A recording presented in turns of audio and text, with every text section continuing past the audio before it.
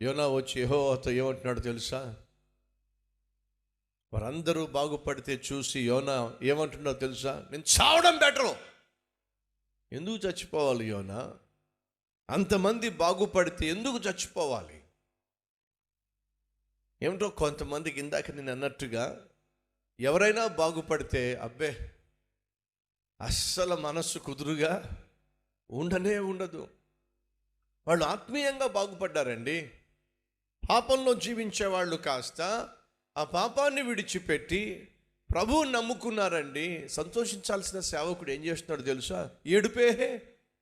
ఏడుపో అంటే అర్థం ఏమిటంటే, ఈ అసూయ అనేది దయచేసి గమనించండి, సాధారణమైన మనుషులకు మాత్రమే అనుకుంటున్నారా? లేదండి, గొప్ప గొప్ప సందేశాలు ఇచ్చేటటువంటి సందేశకులు కూడా కొంతమందిలో ఈ మాయరోగం ఉంటూనే ఉంటుంది.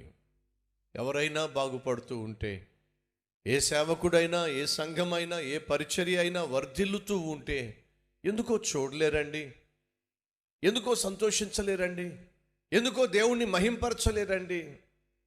కారణం తెలుసా? మాయరోగం, అసూయ అనే మాయరోగం.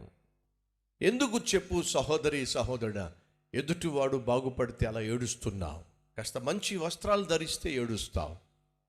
బైక్ కానీ, కారు కానీ, ఇల్లు కానీ కొనుక్కుంటే ఏడుస్తావు. ఒక మంచి సంబంధం వాళ్ళ అబ్బాయికి కానీ వాళ్ళ అమ్మాయికి కానీ దొరికితే ఏడుస్తావు. పరీక్షల్లో మంచి మార్కులు వస్తే ఏడుస్తావు. అదే ఆత్మీయతలోకి వచ్చినట్లయితే ఒక మంచి సంఘం కడితే ఏడుస్తావు, సంఘం పెరిగితే ఏడుస్తావు. ఒకరోజు ఎప్పుడో కొన్ని సంవత్సరాల క్రితము బెస్ట్ ప్రీచర్ అని చెప్పి నాకు అవార్డు ఇవ్వడానికి పిలిచారు. వెళ్ళినప్పుడు చాలామంది సేవకులు అక్కడ ఉన్నారు. ఓ పెద్ద ఆయన వచ్చి కూర్చున్నప్పుడు గబగబా వెళ్ళి వారికి నేను షేక్ హ్యాండ్ ఇవ్వబోతే ఇలా చూసి చేతి చేసుకున్నాడండి. ఏమిటి, షేక్ హ్యాండ్ కూడా ఇవ్వాల? అప్పుడు కరోనా లేదు. ఒకవేళ కరోనా వైరస్ ఉంటుంది వేరే విషయం. ఇలాంటి వైరస్లు ఏమీ లేకుండానే అప్పుడు పాపం వైరస్ వచ్చేసింది దానికి. ఆ వైరస్ పేరేంటి చెప్పండి? కరోనా వైరస్ కాదు. ఏంటది? అసూయ వైరస్. చెయ్యి కూడా ఇవ్వలేదండి ఆయన. నాకు భలే బాధ అనిపించింది.